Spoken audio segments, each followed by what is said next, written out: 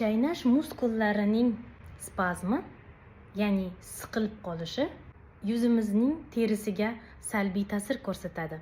Chaynash mushaklari go'zallik bilan nima aloqasi bor deyishingiz mumkin. Ular faqat chaynash, og'izni ochib yopish vazifasini bajaradi deb o'ylashingiz mumkin. Bu noto'g'ri tushuncha.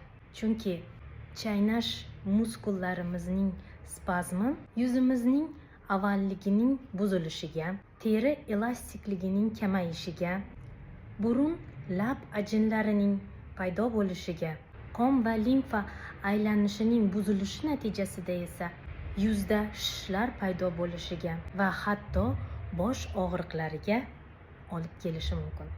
Bularni hammasini oldini olaman desangiz, quyidagi massajlarni har kun bajaring. Tishlaringizni siqsangiz, mana chaynash muskullarini his qilishingiz mumkin.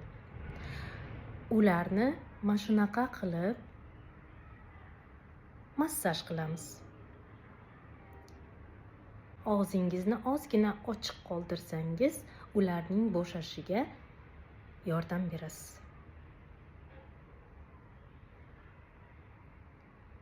Keyingi massajimiz mushtimiz bilan mana shunaqa qilib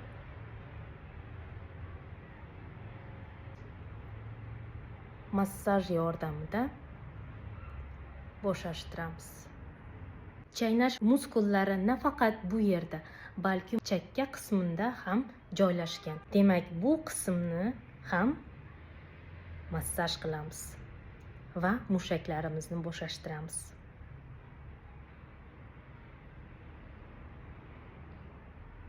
Ko'rib turibsiz, massajlar oddiy.